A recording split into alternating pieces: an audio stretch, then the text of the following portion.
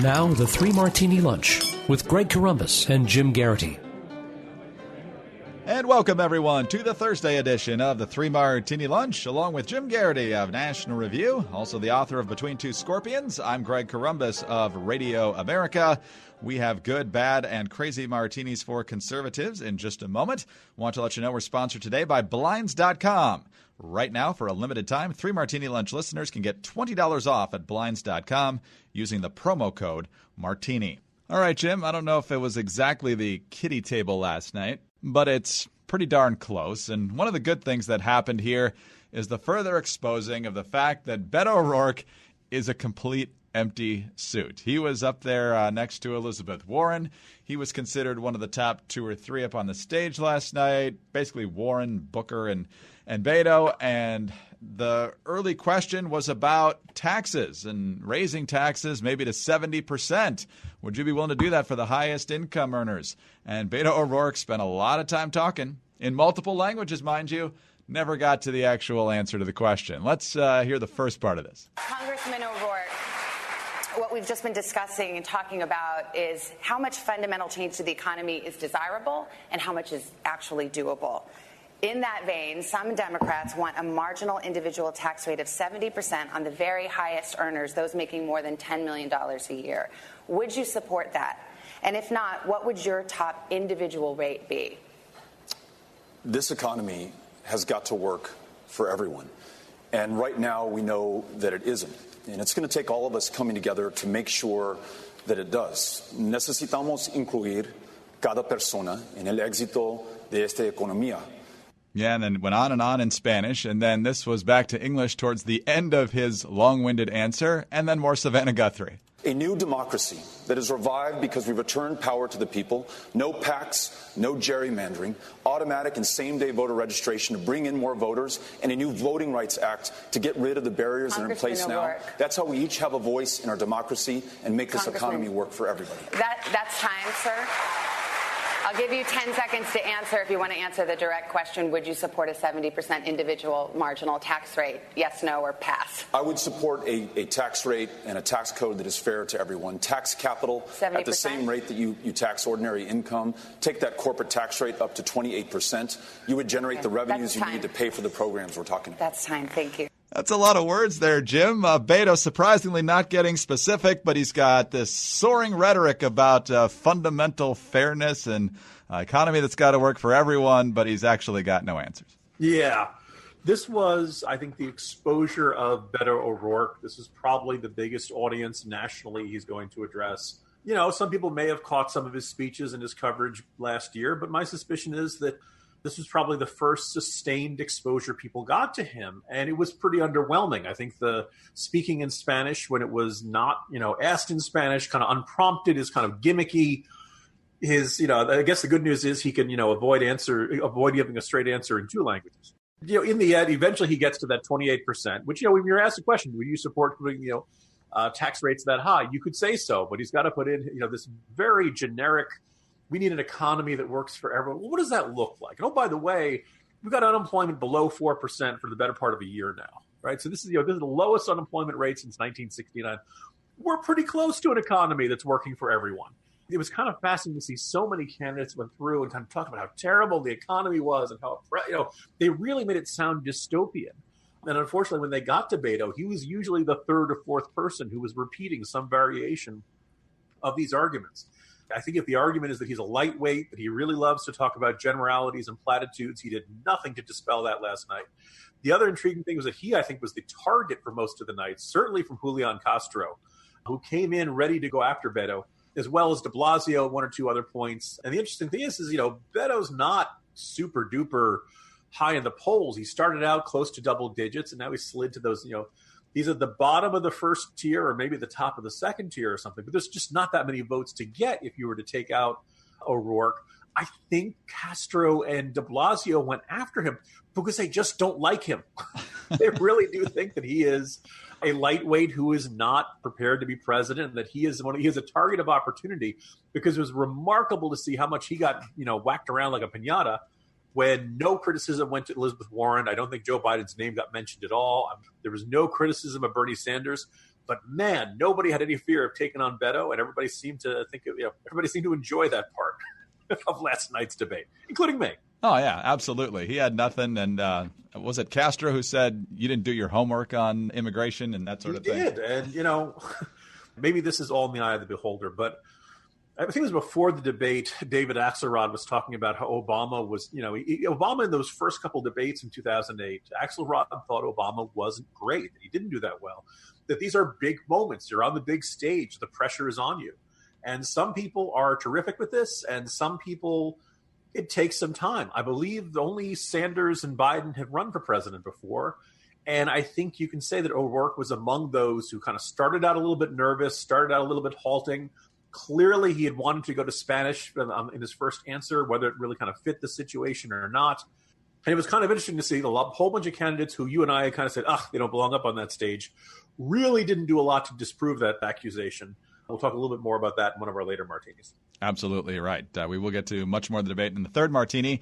In the meantime, pretty easy to see how the media and a lot of Texas Democrats were blind to the reality of Beto O'Rourke back in, just last year, 2018.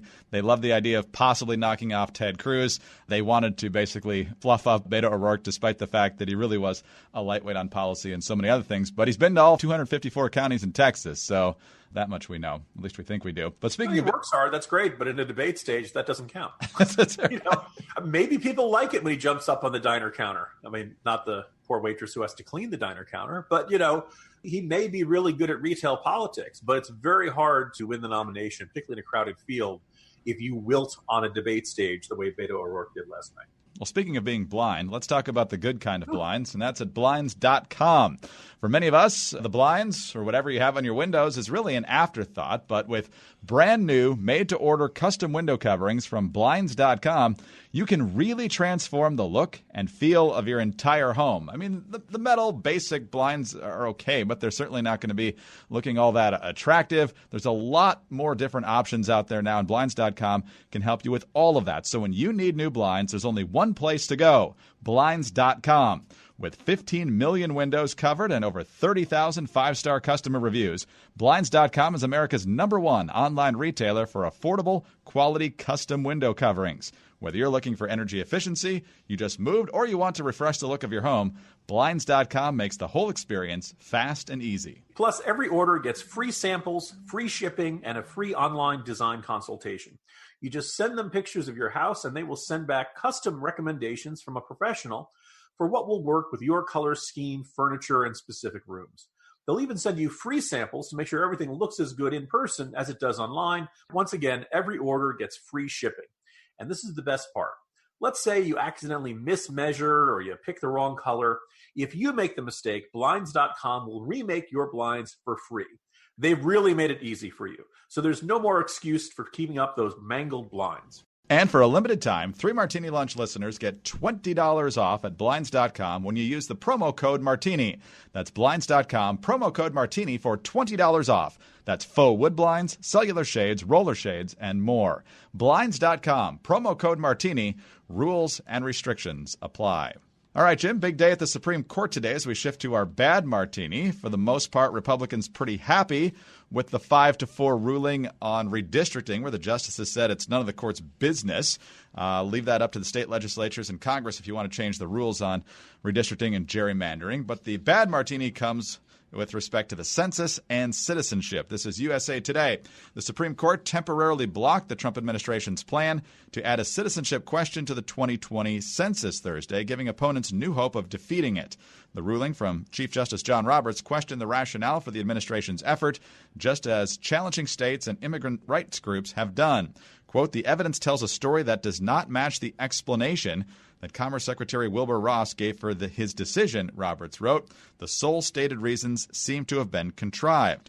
In a complex decision with several dissents and concurrences, the court's 4 liberal justices said they would have struck down the citizenship question outright, while the court's other 4 conservative justices said it should have been upheld. The court's decision does not end the dispute, and a separate challenge to the administration's motive for asking the citizenship question remains alive in another federal district court. So basically this gets sent back to the Commerce Department and then the district court.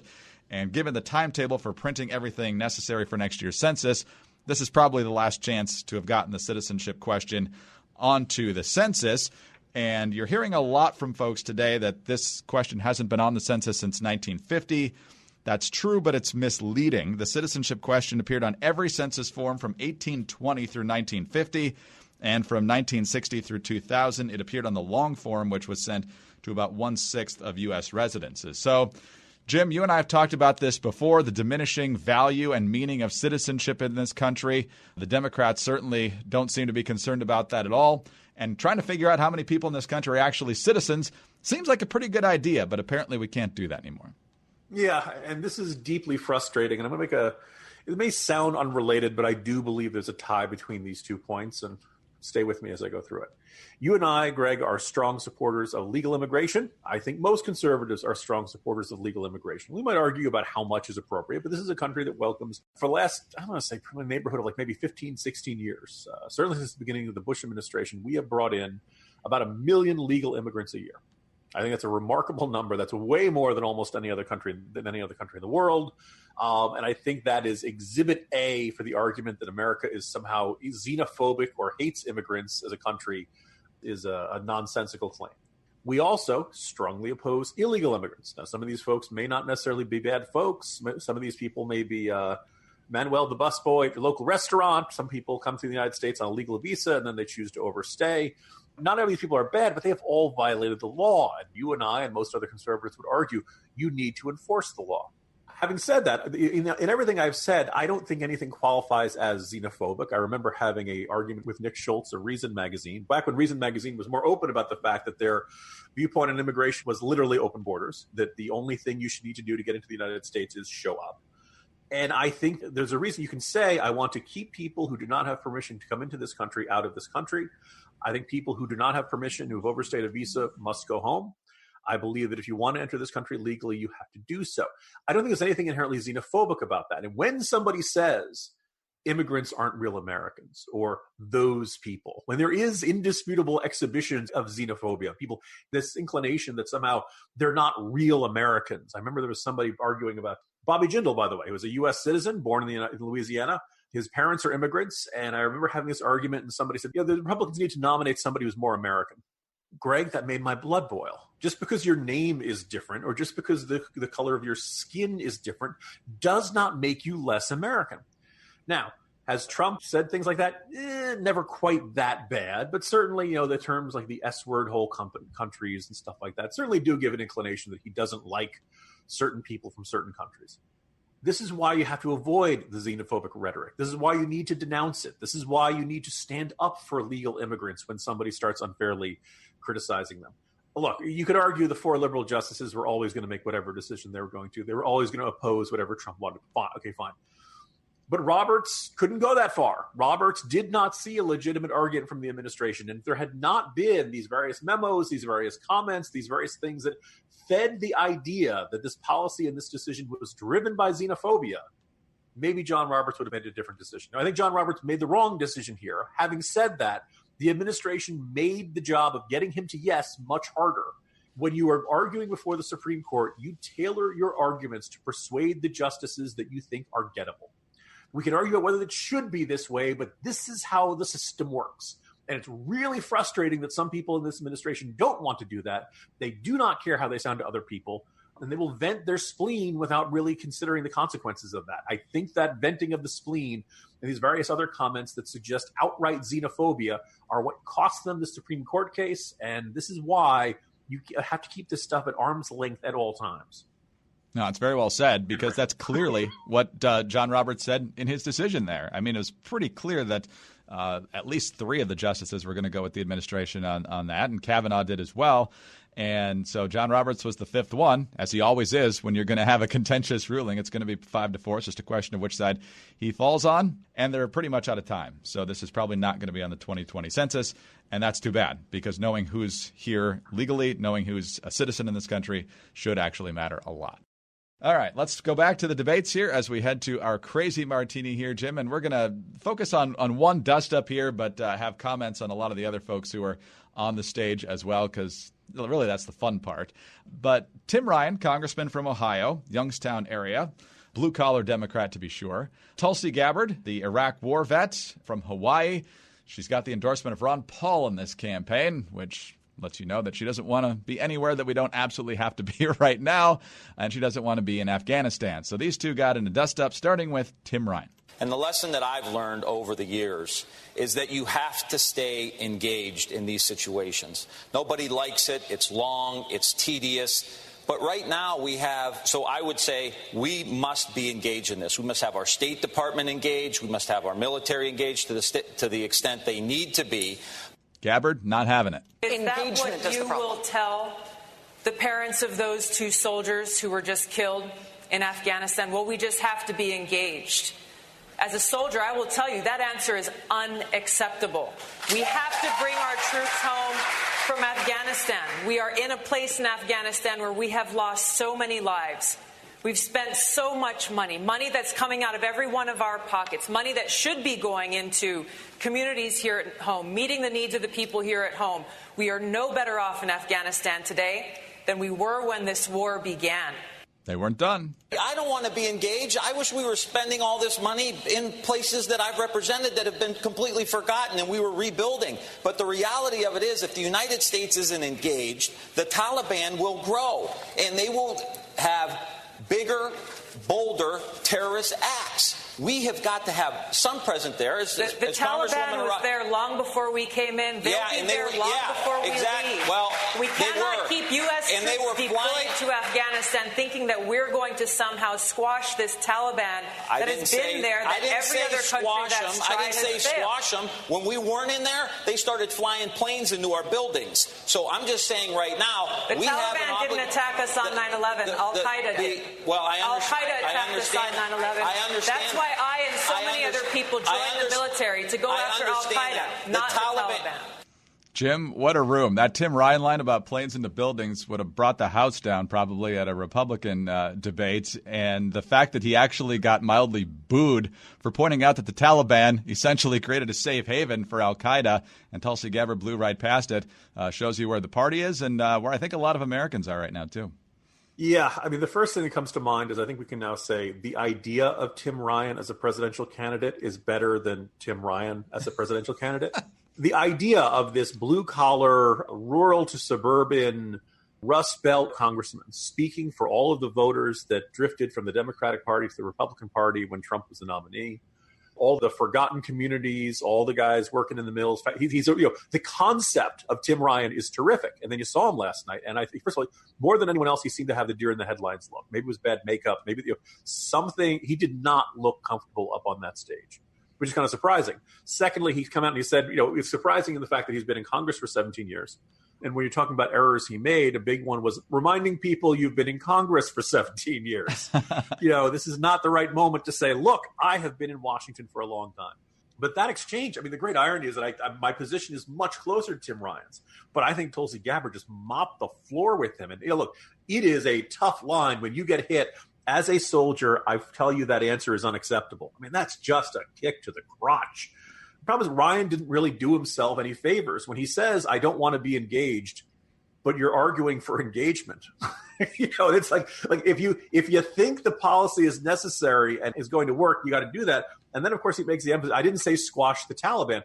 Well, look, if you're going to fight the Taliban, you might as well squash them, right? You might as well finish them. Either this is a fight worth having or it isn't. And Gabbard, as much as I think she's wrong, is very clear in her perspective. This is not a fight worth having, that there's nothing that's going to happen. We're approaching the 18-year anniversary. We will soon probably have people fighting in Afghanistan who were not born at the time of the 9/11 attacks. Look, that's a tough argument that those who want to support engagement need to address. And I think you kind of alluded to it there, Greg. When she says they were there long before we were there, I assume what she started to say afterwards was that they will be there after we leave. The counter argument to Tulsi Gabbard is, look, if we leave, this takes us back to September 10th, 2001. Yes, the Taliban did not attack us. All they did was host and help and arrange the guys who did. So, right. So we're, and by the way, we gave them the option in September 2001. You guys give up al-Qaeda. We're not going to invade. You just turn over bin Laden and all of his lieutenants, and we are not going to go to war. And the Taliban turned that down. And when they made that decision, they made their choice, and they've been living with the consequences ever since. That's the argument you make, right? The argument you make is like, look, if the Taliban retakes Afghanistan, how much faith does Tulsi Gabbard have that if the Taliban retakes control of Afghanistan, they're not going to start hosting Al-Qaeda or ISIS, which, by the way, is operating in Afghanistan, or the Khorasan Group or the Haqqani Network or any one of these other terror groups that are dedicated to killing Westerners. But you make the argument like, look, the Taliban didn't attack us. Well, no, okay, they just ran the bed and breakfast for the guys who did, right? I mean, the question is, how safe do you feel if the Taliban comes back to control? And oh, by the way, how do you think every other U.S. ally was going to react when all of a sudden we put all this blood and treasure into this place and we say, it's too hard, forget it. We leave, and the bad guys are running the show again within 6 months to a year. It would be the last helicopter out of Saigon again. You would see all of these Afghans who have helped us, translators, people who've run their – we effectively, whether we like it or not, we made a promise, and there are a good chunk of the country who want to say keeping that promise is too hard. Well, here's the thing. Even if you're comfortable with writing off Afghanistan, even if you're comfortable with girls getting acid in their face and the closing down the schools and everything that comes back when the Taliban comes back, even if you're comfortable with all that, at some point this will come back to bite us as the Islamist movement gains strength, gains movement. The ISIS has been smashed. We're finally making some good progress. And some people want to go right back and say, hey, you know what, Taliban, go back in charge. We have no problem here. It also points out, and you did it very well, the importance of not only being right, but being able to explain while you're right, because Ryan has the better position, but he couldn't make the argument. And Gabbard had a worse position, but made the more compelling argument, at least in that room, which leads us to the larger distillation of what happened last night in Miami. I kind of thought of Delaney as the guy who the only words he heard were, thank you, we'll get back to you. He kept trying to interject all the time. Jay Inslee was smiling even when other people were talking. I'm not really sure why. Bill de Blasio also butting in, but seemed a bit more belligerent about it. He actually looked at the camera, which seemed to impress some people. I guess they're easy to impress. In the end, nobody really mentioned Trump that much. Nobody mentioned Biden and Sanders that much. And nobody went after Warren. Like you said, they went after Beto instead. No damage up top in this race, it would seem. That's a good summary to go through there. Look, John Delaney, the first time we really heard from him, in the discussion of health care, he raised the point and he said, why are we as Democrats threatening to take away health insurance from people who are happy with the insurance they have? And look, you and I have been making fun of him. My standard line has been John Delaney, who actually exists, because he's this pretty darn obscure Maryland congressman. And he said that, and I kind of sat up like, oh, wait a second. Maybe I've been underestimating this guy. Maybe he's going to, he talked about his experience as a businessman. And maybe this was the guy who was going to be reasonably pro-free market and reasonably incrementalist, I guess you could say, would be his perspective on changing the healthcare system. He was going to be the voice of common sense. And Greg, I don't know, I think it's just tragic that he was abducted by aliens after about 20 minutes because I just didn't see him. Or I exaggerate slightly. Every once in a while, he would jump in and they'd say, Congressman Delaney will get back to you after the break. And they never went back to him. I think the moderation was pretty darn bad. They're not even getting to the audio technical difficulties they had there. Like 4 questions went to Warren in the first 23 minutes. I checked. First of all, they said this wasn't a kiddie table debate, but the only big name is Warren, and almost all the questions went to Warren early on. And the great irony is I thought that, a bunch of the guys who I had not expected much out of, like Cory Booker and Julian Castro, actually had pretty good nights. I think they actually kind of stood out. They finally had their moments that were there, which is pretty good. De Blasio was indeed the angry, obnoxious guy at the bar who you don't want to mess with, but you know what? He was interested in having conflict and drawing contrast with other people on stage, which was an important thing you have to do in this. I know everybody wants to have a love fest and, why do we have to disagree? Look, voters only get one choice. So you need to make the argument, I am the best. And that inherently means I am the best because the other people are not as good as me, and here's why. This is a necessary part. I'm tired of people whining about negativism and, And finally, one last closing thought there, Greg. As soon as I saw Jay Inslee, I was like, I like that guy. I have a good, reassuring feeling when I see this guy. What's going on? And I was thinking, it's because he ran CTU all those years. And then I realized, wait, I'm thinking of Bill Buchanan. Yeah, Bill Buchanan was an excellent director of CTU, went through some major crises with great competence at the Los Angeles branch. Then he went rogue and things didn't go so well for him. But Jim, we'll see what happens with the more prominent candidates tonight. You're right that I think Castro and Booker helped themselves, at least in terms of fundraising and name ID. In the end, I was giving the analogy today because I refused to let go of the NCAA tournament motif here, and that's that this is probably the equivalent of a small conference tournament tournament and in the conference championship game, the winning team looked really, really good. And congratulations, you get North Carolina in the first round, so I'm sure you'll do just as well. Somebody had put it very well. Watching Ryan and Gabbard was like a really good 8-9 game in the NCAA tournament. You're like, wow, this is fun and exciting. Man, they're really going at it. And you know it has no real outcome on the final result. Exactly right. Exactly right. We're going to get this March Madness bracket going at some point. Maybe not this cycle, but sometime soon. Jim, great to be with you as always. Talk to you tomorrow. See you tomorrow, Greg. Jim Geraghty of National Review. I'm Greg Corombos of Radio America. Thanks so much for being with us today. Don't forget, Blinds.com for a limited time. 3 Martini Lunch listeners can get $20 off at Blinds.com using the promo code Martini. Rules and restrictions do apply. And tune in again on Friday for the next 3 Martini Lunch.